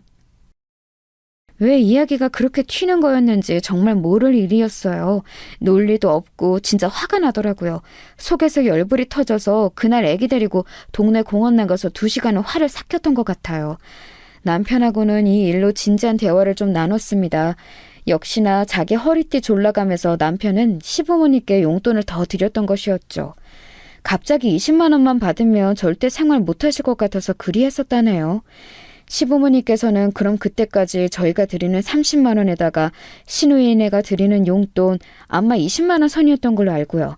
이걸 현금으로 받으셨고 공휴일 낀 달이면 어디든 저희가 그날 꼭 모시고 놀러 가거나 그렇지 못하면 돈으로 10만 원 드렸었고 생신이 있으면 또 챙겨드렸고 이마트 온라인 배송으로 매달 5만 원어치 생필품 넣어드렸고 시누이가 반찬 종류는 싹 다 조달해드렸고 이렇게 살아오셨던 거예요.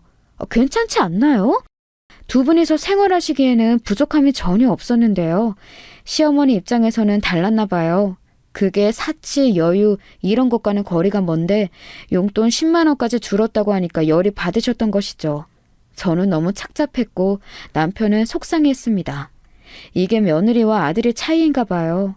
저는 자식 부부들의 정성을 몰라주는 시어머니의 태도에 착잡했건만 남편은 달랐죠. 늘 풍족하고 여유가 넘치게 살고 싶어 하셨는데 그 마음 내가 알면서도 모른 척할 때가 많았어. 내가 그렇게 해드릴 수 없는 자식이니까.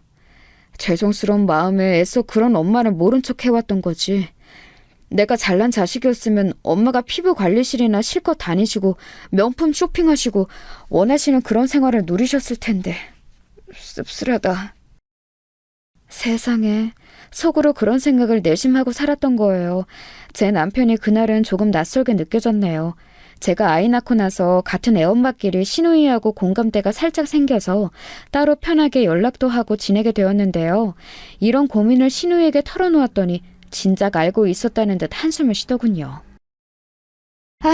걔는 원래 그래. 그런 거 무슨 증상 이름도 있지 않나? 착한 아이 증후군? 뭐 그런 건가 봐. 우리 오빠는 옛날부터 공부벌레 범생이라서 딱 벽을 치고 사는 느낌이지 나는 성질머리 있어서 쉽게 못 건들지. 그러니까 우리 부모님은 막내가 가장 편하셨던 것 같아. 그런 만큼 자꾸 기대를 하시고 바라는 것도 많으시고 그러다 보니 세월이 흘러서는 이렇게 되었네. 나는 세상에서 가족만큼 복잡한 관계는 없다고 생각해. 그 안에 얽힌 이야기며 감정이 너무 복잡해. 저도 그게 뭔지 알 것 같아요. 저는 세상에서 가장 애틋한 사람이 저희 친정엄마인데 가장 애정어린 사람도 친정엄마이거든요. 가장 불편하면서도 편한 게 친정 식구들이고요. 시누이하고 이런저런 얘기를 나누면서 앞으로를 함께 다짐하기도 하였죠. 가진 것에 비해 바라는 게 많고 본인은 하지 않으면서 남이 해주기만을 하는 사람, 바로 저희 시어머니이자 시누이의 모친, 그분을 어떻게든 떠안은 채 변하시기를 바라며 잘 살아보자고요. 이때까지만 해도 아주버님은 안중에도 없었어요. 무슨 연구직 같은 걸로 일을 하고 계셨는데 혼자 조용히 자취를 하며 결혼 자금을 모으는 것만으로도 벅차다나 뭐라나? 그러고 계셨거든요. 시부모님께 효도하는 데 있어서 아주버님의 참가는 늘 미미한 정도였답니다. 그런데 이게 웬일인가요? 시댁에 급격한 변화가 일어나게 되었는데 그 주범이 아주버님이셨어요. 드디어 결혼을 하시게 된 아주버님, 그 상대가 무려 의사였습니다. 저하고 남편도 깜짝 놀랐는데 시부모님께서는 어찌셨는지 안 봐도 화나지요? 거의 기절할 땐 놀라시면서 기뻐하셨습니다. 특히 시어머니께서는 감격에 눈물마저 흘리셨죠. 이게 꿈이냐 생시냐? 우리 집안의 의사 맏며느리? 천지신명이시여 열심히 착실히 성실히 산 그 보답을 지금 받게 해주시는군요. 감사합니다. 정말 감사합니다. 앞으로 착한 마음으로 살겠습니다. 세상에 이바지를 하며 살겠습니다. 시댁의 작은 베란다에서 물 떠놓고 그런 기도를 올리셨어요. 그거 보여주시려고 저를 부르셨던 것인가 싶어서 좀 당황스러웠네요. 제가 어색해서 엉거주춤 있으려니까 시아버지께서 다가오시더니 흐뭇한 얼굴로 저에게 귓속말을 하셨습니다. 저거 내가 새벽같이 산에 올라서 떠온 약수야, 약수. 산의 전기를 흠뻑 받은 물이지. 그러니 저기에다가 기도를 올리면 얼마나 효염이 있겠어? 후딱 결혼식까지 올리기로 결정난 마당이니 앞으로를 위한 기도를 지금 올려야 순서가 맞지. 나중에 알고 보니까 그 의사 형님 집안이 독실한 불교 집안이더라고요. 그리고 산에 올라가 기도드리는 걸 중요하게 생각하는 집안인 것 같던데, 그래서 그렇게 물을 떠다 놓고 시부모님께서도 기도를 하셨던 모양이었죠. 저는 이런 걸 안 보고 자라서 낯설었고 그래서 별 생각도 없었어요. 시어머니께서 기도한 자리를 저보고 말끔히 치우라고 하시기에 그대로 했죠. 자리 정리하고 그릇 설거지까지 싹 마쳤더니 화장실 다녀오신 시어머니께서 기함을 하셨습니다. 너 이게 뭐 하는 짓이야? 이 귀한 물을 설마 다 쏟아버린 거야? 이런 정신 나갈 것을 보았나? 너 어떻게 책임질래? 그 물 버리면 안 되는 거였어요? 왜요? 기도 끝나신 거 아니에요? 중요한 것만 말씀을 해주시지. 다 치우라고 하셔서 저는 그냥 다 치운 건데. 이것 봐라. 또 얼빵한 척하면서 사람 복장을 뒤집어 놓네? 내가 너 처음부터 그 모양 그 꼴이어서 마음에 안 들었어 이거사. 니까짓게 우리 의사 맏며느리 들여오는 길에 초장부터 흠집 내어놔? 갑자기 불같이 화를 내시면서 제 머리채를 확 쥐셨습니다. 그러더니 불운령에 맞춰서 제 머리채를 마구잡이로 흔드시는 게 아니겠어요? 저는 두피도 너무 아프고 눈앞도 빙글빙글 돌아서 죽을 맛이었죠. 잠시 후 시어머니의 손에 한 움큼 있는 제 머리카락을 보자 눈물이 막 나왔습니다. 그랬더니 저보고 또 쓸데없이 질질 짠다면서 호통을 치시더군요. 결혼 전에는 이렇게 막 무례하게 구셨다가 한참 동안은 또 조용하셨다가 갑자기 이렇게 다시 돌변하신 이유, 앞만 봐도 의사 형님의 존재 때문이었습니다. 기세 등등 이제 저희 부부의 미약한 원조 따위 필요 없다는 것이고, 그러니까 이제 실컷 어른 유세 떠시면서 저를 부려먹겠다는 심보이셨어요. 너같이 구질구질한 것도 며느리라고 내가 품어주고 보듬어주고 무조건적으로 포용해주고 그렇게 지내왔지만 앞으로는 조금 달라져 볼까 싶구나. 고부관계의 질서 정리가 필요한 시점이야. 그리고 동서지간의 서열 정리도 옳게 이루어지는 쥐엄한 우리 집안이 되었으면 한다. 당초에 언제 시어머니께서 저에게 그렇게 잘해주셨다는 건지 의문이었습니다. 그동안 제가 아이 낳고도 그 직후에도 컨디션 안 좋은 몸으로 시댁에 가서 식사 같이 해드리고 주말이나 공휴일 같은 때 가까운 데 모시고 꼬박꼬박 놀러가 드리고 자꾸 명품 타령하시는 건 못 들어드려도 작은 지갑이나 액세서리 정도는 좋은 걸로 한 번씩 사드리기도 하고 저 이렇게 기본 도리는 잘 지켜왔다고 생각했어요. 하지만 그때마다 시어머니께서는 저에겐 늘 시큰둥한 반응을 보이셨고 마치 저를 향해 이건 원래 네가 해야 하는 거니까 생색낼 생각 마라 이렇게 매번 경고를 하시는 듯 했습니다. 지금껏 그렇게 구셨으면서 저를 무조건적으로 포용해 주셨다니 너무 황당했지만 동서지간의 서열 정리라는 말이 너무 마음에 걸렸어요. 아니나 다를까 앞으로 제가 그 새로운 형님께 깍듯이 아랫사람 역할을 하라는 게 시어머니의 주문이었습니다.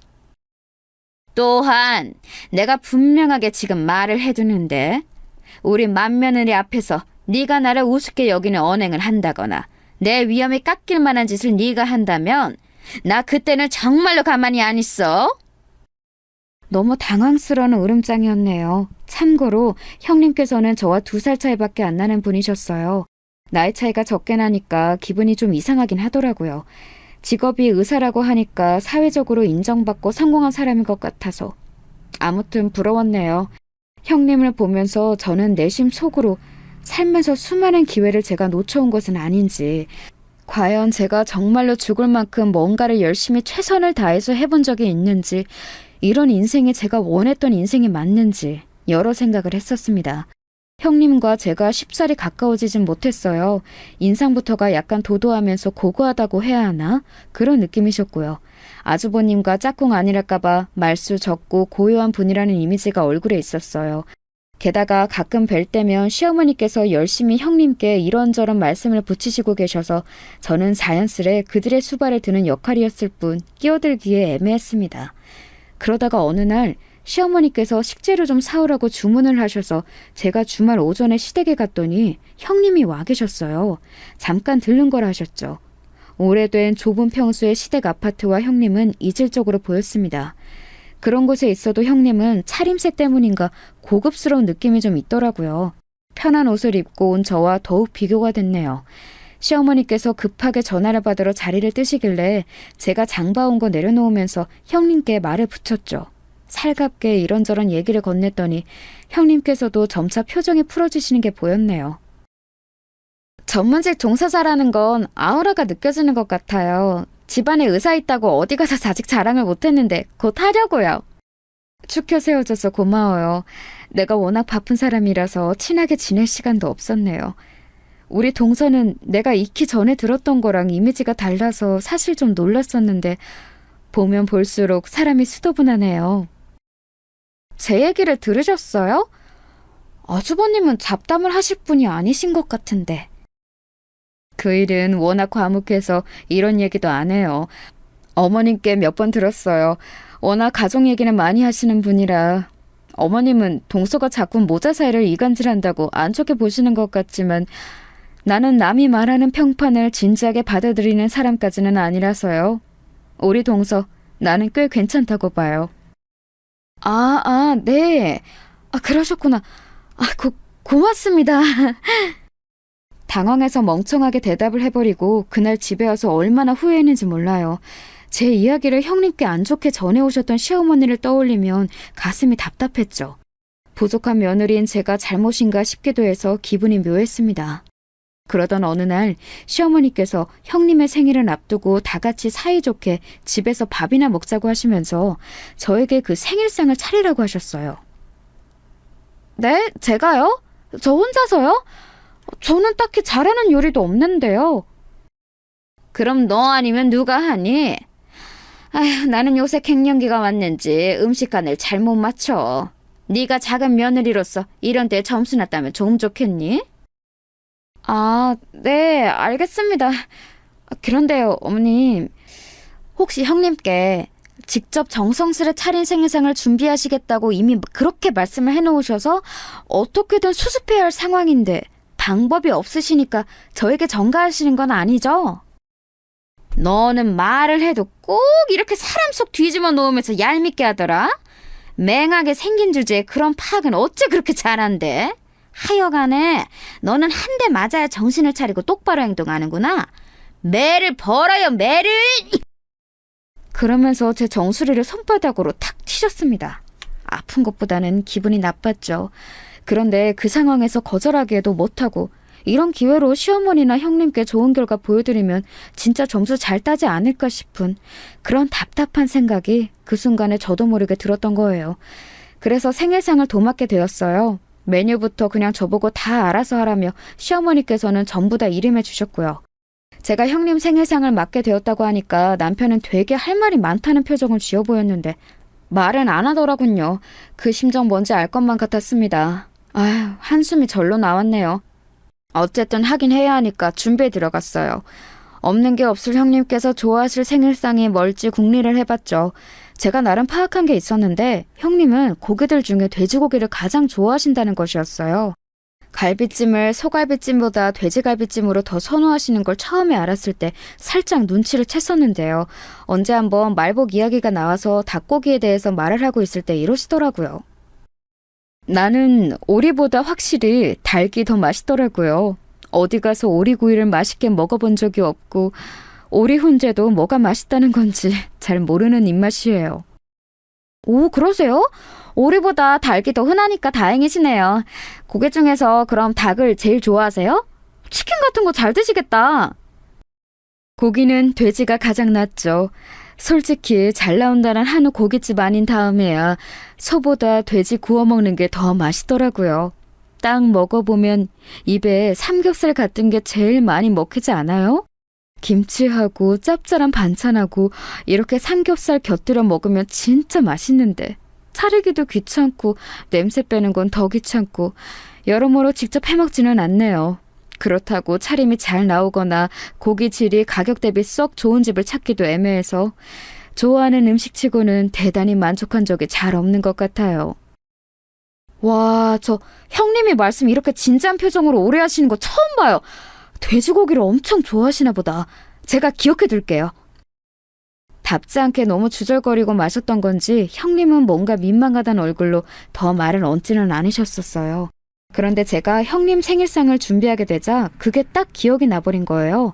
이미 예산 수준은 나와 있던 게 있었으니 고기 물색부터 들어갔습니다. 다른 게 뭐 더 중요하겠어요. 사실 고기 질이 좋은 게 가장 최고인 거죠. 그래서 동네 엄마들에게 정보를 얻어가면서 진짜 맛있는 삼겹살을 판다는 곳을 찾아서 굳이 편도 40분 걸리는 거리를 가서 고기를 사왔습니다. 뿌듯하더라고요. 이왕 하기로 한 거 제대로 잘하면 좋잖아요. 솔직히 시어머니라든지 다른 시댁 사람들 보랍시고 차리는 명목이 짙은 감이 없지 않아 있었지만 생일 당사자인 형님이 만족해 하신다면 그것보다 좋을 수는 없을 것 같았어요. 밑반찬은 머릿속에 딱 그려놓은 게 있었기 때문에 구성하기 어렵지 않았고요. 신선한 채소들만 신경 써서 잔뜩 마련했네요. 이윽고 당일이었어요. 바쁜 형님의 일정상 늦은 점심을 함께 하기로 한 것이었기 때문에 그 주말 아침부터 저하고 남편하고 준비 바리바리한 거 점검 마치고 시댁으로 출동해서 상을 벌였습니다. 곧 시누이 내외도 왔고 시아버지의 사촌동생 한 분도 오셨어요. 시어머니께서는 저희 부부가 왔을 때부터 좁은 베란다에서 사투를 벌이시느라 계속 바쁘셨는데 애지중지 키우신 웬 식물 하나를 예쁘고 작은 화분에 옮겨 담으시느라 그러신 거였죠. 에라이, 내가 이걸 어제 했어야 됐는데 비가 쏟아져서 허리가 쑤신답시고 미뤄뒀더니 이 사달이 나는구나. 아유, 혼자 할 수 있을 줄 알았는데 이거 원 더럽게 손이 많이 가네.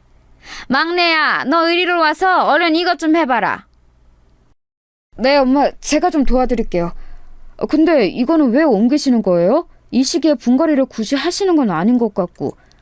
혹시 형수님 거예요? 당연하지. 아니면 내가 왜 지금 이런 용을 쓰고 있겠니? 요게 바로 내가 5년 넘게 애주준지 키워온 녀석인데 건강과 행운의 상징이란다. 부적이 따로 없어. 이것만큼 선물로 의미 있는 게 없겠다 싶어서 엊그제 생각이 나자마자 화분부터 구해놨지. 큰 걸 다 주면 자리 차지만 할 테니 예쁘게 새끼 친 것만 옮겨서 줘야지. 화분 보고 부적 타령을 하시는 건 아무 상관이 없었습니다. 다만 제 남편을 이리저리 부려먹으시는 것 같아서 그게 좀 그렇더라고요. 이윽고 아주버님께서 도착을 하셨는데요. 형님께서는 중요한 전화를 받으시느라 잠시 후에 올라오실 거라고 했습니다. 딱 그 말씀만 하시고는 거실 소파에 앉아 멀뚱히 계셨어요. 바로 보이는 베란다에서 제 남편이 뒷정리하느라 고군분투하고 있었는데 빈 말씀으로나마 뭐하냐 도와줄까 이런 말씀을 안 하고 가만히 계시더라고요. 웃긴 건 시아버지께서도 당신의 사촌동생과 함께 그 옆에 나란히 앉아 텔레비전을 트셨다는 겁니다. 그나마 시누이 내외가 거실에 상 펴고 상 닦고 그런 걸 했지요. 그런 광경을 희끗하면서 저는 고기판을 불 위에 올렸습니다. 이제 딱 삼겹살을 구우면 될 때였으니까요. 길게 썰린 삼겹살 한 줄을 고기판 위에 올린 직후였어요. 그 사이 빠르게 흙 묻은 옷까지 갈아입고 나오신 시어머니께서 부엌으로 들어오시더니 경악을 하셨습니다.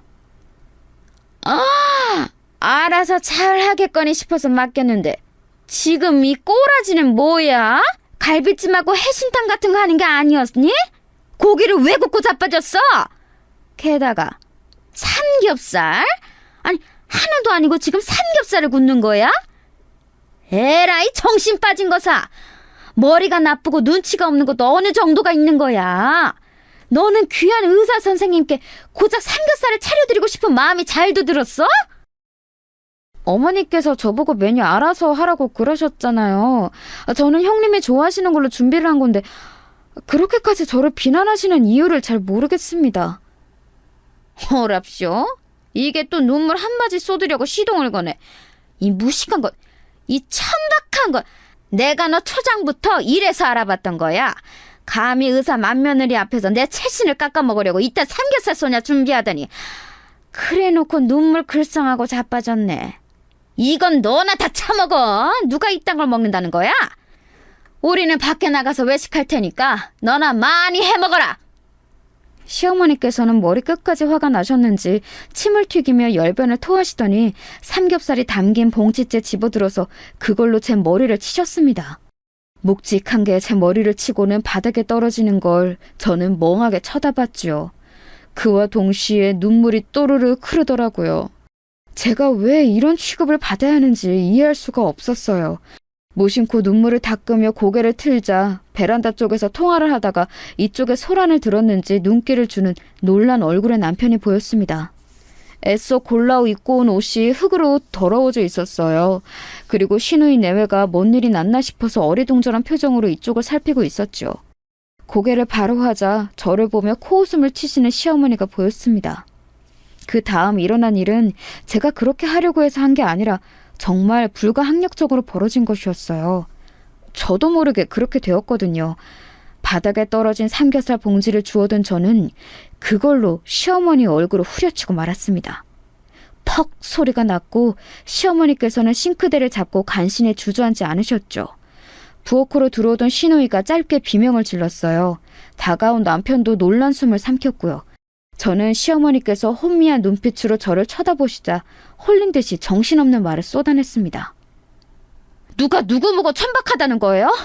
능력도 없고 인성도 부족한 주제에 자식들에게 바라는 것만 더럽게 많고 자식 차별하고 며느리 차별하고 돈 앞에서 해불쭉하는 어머님보다 설마 제가 더 천박할까 싶어서요?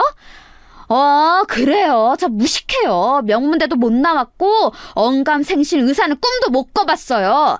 그래도 제가 어머님 앞에서는 무식으로 한 수가 아니라 두 수 정도는 접어드려야겠는데요? 무식대회 나가면 어머님은 대상 후보는 기본으로 깔고 가요. 시어머니께서 놀란 입만 뻐끔거리셨고 한 줄 올려놓은 삼겹살이 지글지글 익는 소리를 내길래 저는 신경질적으로 가스불을 꺼버린 뒤 고기판 채로 싱크대에 그걸 확 엎어버렸습니다. 그러자 시어머니께서 뒤로 물러나며 놀란 비명을 내지르셨죠. 그때부터 제가 아주 오해를 시작했어요. 왜 그랬는지 모르겠는데 그냥 막 울음이 크게 나오더라고요. 남편이 다가와서 제 어깨를 감싸 안았고 시어머니께서는 그런 당신의 막내 아들을 비난하려는 듯 덜덜 떨리는 팔을 들어 삿대질을 하셨습니다. 그때 시누이가 끼어들었어요. 올케가 미친 짓 했지만 엄마가 선수 치셨어. 그러길래 왜 사람을 극한으로 몰아가요? 뭐라고? 너네 다 누구 편이야? 누구 편이냐고? 이 구질구질한 것들이 똑같이 다들 정신이 나갔네? 다 필요 없어. 우리 장남하고 맏며느리만 있으면 돼. 시어머니께서는 악다구니를 쓰셨고 저는 엉엉 울면서 그런 시어머니께 원망의 눈길을 보냈어요.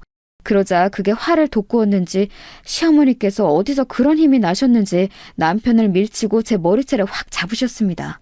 일전에 뜯겼던 것보다 더 아프더라고요. 양손으로 제 머리를 잡고 휘두르시는 통에 제가 비명을 내질렀고 시누이가 경악해서는 시어머니를 말리려고 하였는데 그때 제가 언뜻 남편이 그런 자기 누나를 말리는 듯한 몸짓을 보았어요. 그 순간에도 왜 저러지 싶었죠. 그런데 이유가 있었어요. 왜냐하면 어느새 도착해 계셨던 형님께서 그 광경을 다 보셨거든요. 저를 놓아주신 뒤에 씩씩 거리시던 시어머니께서 문득 형님을 발견하시고는 소스라치셨습니다. 우리 귀한 며느님 와 있었어? 아이고야, 이건 별일 아니니까 신경 쓰지 마려. 지금 상을 차리고 말고 할 게 아니라서 우리 어디 그 근사한 곳에 나가서 먹자. 어머님, 지금 제가 생일을 챙김받을 그런 상황이 아닌 것 같습니다. 며느리 머리 잡아뜯는 시어머니의 모습을 보고도 태어나게 있기란 아무리 저라도 어렵거든요. 저쪽에서 먼저 나를 쳤어. 며느리 주제에 감히 시어머니 뺨을 후렸다니까? 건반직녀는 내가 당장에 소문 안 봐주고 어쩌겠니? 며느리 주제라고 말씀하시는군요. 저도 어머님의 며느리인데 흠칫하게 되네요. 조금 무섭기도 하고요. 어머님은 이런 분이셨군요. 잘 알겠습니다. 정말 죄송하지만 제가 갑자기 속이 안 좋아서 식사는 어려울 것 같아요. 오후에 일정도 있고요. 먼저 가보겠습니다. 형님께서는 엄청나게 무표정한 얼굴로 그렇게 말씀하시더니 꾸벅 목례만 남기시고 돌아서셨어요. 그 뒤를 허둥지둥 아주버님께서 따르셨고요. 이어 남편이 저를 챙겨서 함께 나왔죠. 나올 때 보니까 뒤에서 시어머니와 시누이가 한판 거하게 다투기 시작하는 소리가 들려왔어요. 벌써부터 일방적으로 시누이가 폭격하고 있더라고요. 남편하고 서로 눈물을 훔치며 저희 부부는 다짐했어요. 시댁에는 이제 발길을 끊기로 말입니다.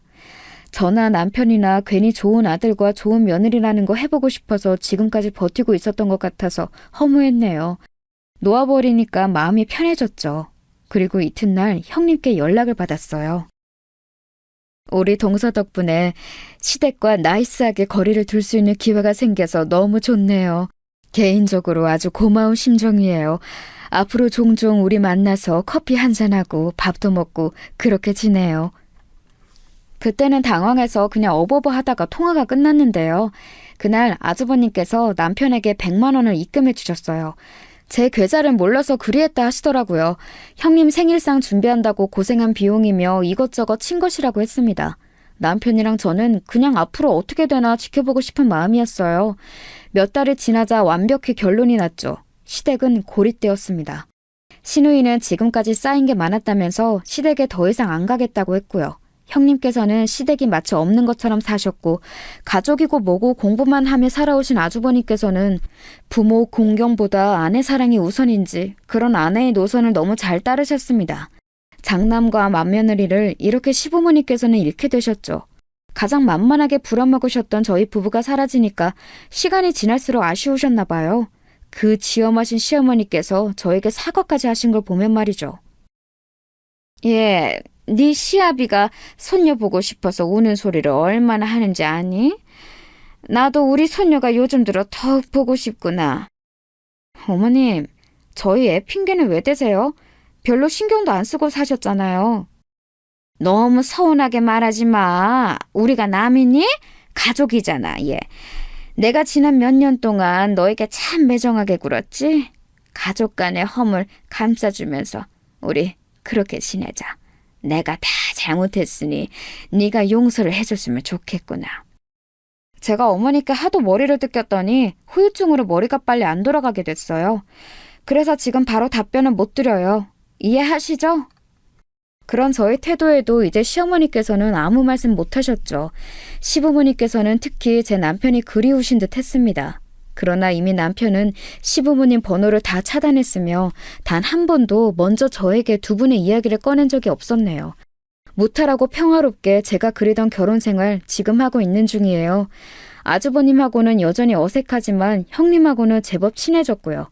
시누이하고는 둘이 멀리 여행까지도 가는 사이가 되었네요. 아무 문제 없이 잘 지내고 있는 지금인데 앞으로 계속 이래도 되는 것인지 가끔은 심란해지기도 한답니다.